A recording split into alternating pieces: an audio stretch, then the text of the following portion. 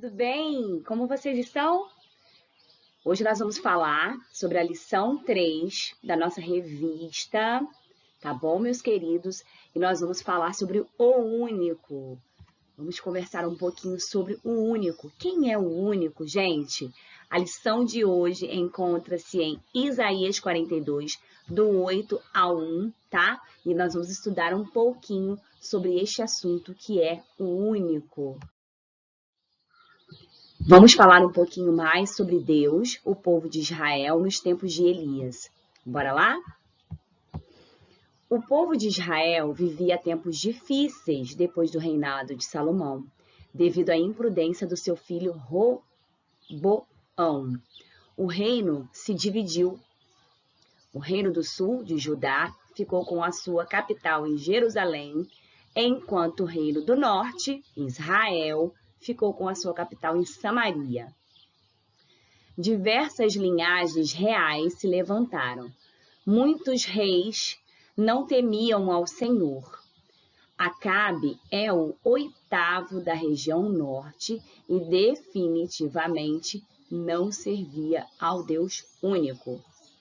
Ele casou com a princesa dos Sidônios, Jezabel, princesa muito má, terrível, não servia ao Deus único. Esta era comprometida com a adoração a Baal e patrocinava a idolatria. Quanto mais idólatra fossem as pessoas, melhor elas eram, segundo Jezabel.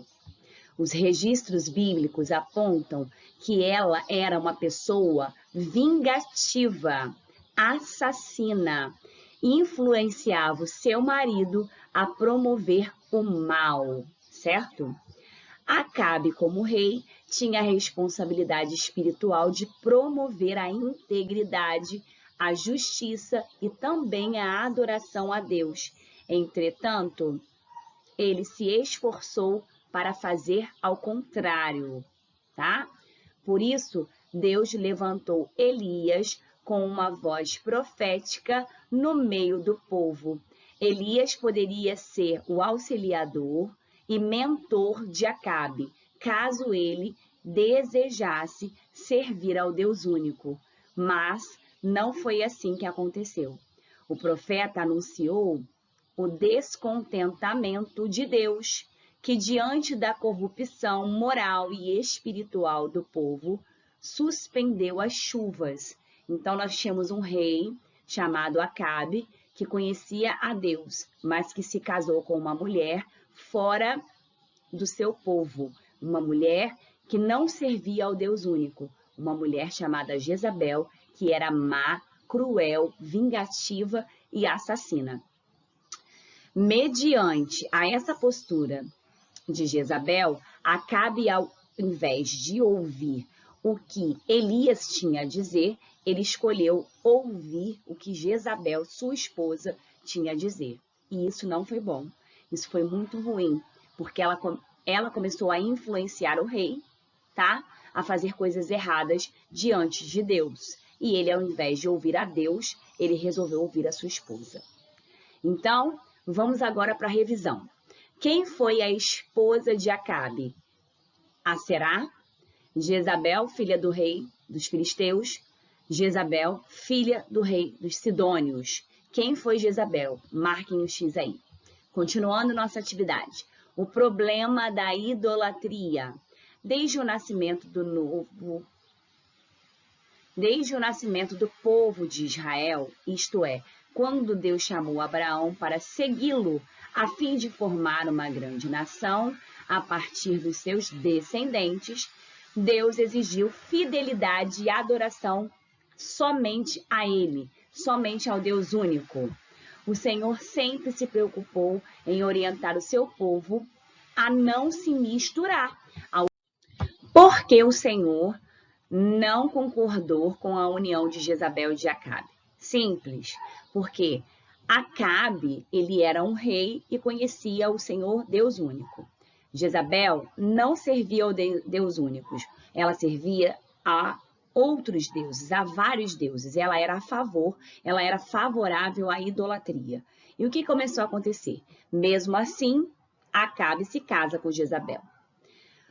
Quando há esse choque de cultura, o que acontece? Jezabel influenciava a Acabe a idolatria, a ser um idólatra. Promoveu dentro do coração de Acabe, porque ela era a esposa do rei, a ser um idólatra. E ele esqueceu todos os mandamentos do Senhor que ele aprendeu anteriormente, certo? E a partir desta união, a partir desta postura que Acabe começou a seguir pós-casamento com Jezabel, muitas coisas ruins começaram a acontecer com o povo. Por quê? Porque ele precisava ouvir o que a sua esposa estava dizendo, se negou a ouvir o que o Deus único mandava. Então, o principal objetivo dessas ordenanças do Senhor era de garantir que Israel não se contaminasse com a idolatria. E o que Jezabel era muito, gente, muito idólatra. Então, a primeira coisa que o rei Acabe fez foi se contaminar com a idolatria, aquilo que era contra aos mandamentos do Senhor. Por isso, as próprias leis judaicas tinham previsão de rígidos castigos contra o pecado de idolatria. A idolatria no meio do povo apontava para quão distante o povo de Israel estava do seu Senhor, do Deus único, tá? Então, devido a essa desobediência, o que aconteceu? A chuva não aconteceu. A chuva parou, tá? A seca durou um pouco mais de 3 anos e chegou ao ponto do povo passar fome, porque a gente sabe muito bem, sem chuva não há plantação que resista, porque nós precisamos de água para sobreviver. Somos seres vivos e também as plantas são seres vivos. Tudo aquilo que se planta na terra precisa de água para sobreviver, certo? Não descia nem mesmo o orvalho durante a noite. Isso deixou a segurança do reino desabitada, pois até os cavalos do exército real ficaram sem alimento. E aí, o que aconteceu, gente? Já vamos saber. Vamos lá. Marque F para falso, V para verdadeiro. A idolatria no povo de Israel era tolerada por Deus, verdadeiro ou falso? Marquem aí. A seca durou mais de 3 anos, verdadeiro ou falso? Marquem aí. Casamentos mistos eram aprovados pela lei judaica, um casamento de pessoas que não tinham a mesma fé, era aprovado pela lei judaica, sim ou não? Marquem aí. E agora nós vamos para o desafio final. Acabe tinha um mordomo que temia a Deus, o seu nome era Obadias. Quando a rainha Jezabel mandou matar os profetas do Senhor, Obadias escondeu 100 deles e os sustentou com pão e com água. O rei e seu mordomo haviam saído para procurar erva pela terra, a fim de alimentar os animais. Por um momento, eles se separaram. Enquanto que Obadias cumpriu a ordem real, Elias o encontrou e enviou um recado a Acabe. Avise ao teu senhor que eu estou aqui. Assim que ficou sabendo disso, Acabe foi ao encontro de Elias. Ele bem lembrava que depois da profecia de Elias, nunca mais havia chovido. Elias mandou Acabe o quê? Se reunir no Monte Carmelo e o povo de Israel e os 450 profetas de Baal, tá? E os profetas de Aserá. E assim foi feito. Diante do povo, Elias propôs um desafio a fim de provar quem era o Deus de verdade. Os profetas de Baal e de Aserá foram colocados à prova, tá? E colocaram animais no altar, um animal no altar. Elias também colocou um animal. Eles invocaram ao seu Deus e Elias chamara pelo Senhor. Aquele Deus que respondesse com fogo seria o verdadeiro Deus. O povo gostou da proposta, porque era um desafio. E aí, o que eles fizeram?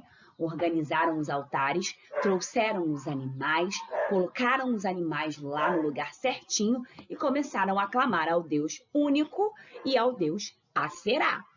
E aí, todos começaram a fazer as suas orações. Chegou a vez de Elias. O Deus de Aserá não respondeu com fogo. O Deus de Aserá era o Deus da rainha Jezabel, tá? O Deus único era o Deus de Elias e do rei Acabe. Chegou a vez de Elias. E aí, o que aconteceu? Elias orou, o fogo desceu, é claro, porque é do Deus único, tá? Após o sinal do fogo, o povo se dobrou e se prostrou ao Senhor, ao Deus único, de joelhos. Em seguida, todos aqueles falsos profetas foram mortos, tá? Assim, Elias provocou uma verdadeira revolução espiritual no meio do povo. Depois que ele orou em uma grande chuva, caiu do céu, depois de 3 anos. Todos os participantes puderam presenciar o que aconteceu após o desafio dos 2 deuses, do Deus único e do Deus Aserá. Vamos revisar agora o que a gente já aprendeu até aqui? Qual o nome do monte que Elias marcou o encontro com os outros profetas? Escreva aí o nome do monte. Quantos profetas no total ele enfrentou? Fácil, hein, gente? Qual é o nome do mordomo do rei Acabe? Escrevam aí. Meus amores, nós vamos ficando por aqui na nossa aula. Nós nos vemos na nossa próxima aula ao vivo, que vai ser no nosso anexo. Leve a sua revista para a gente fazer a correção. Combinado assim? Um beijo e até a próxima. Tchau, gente!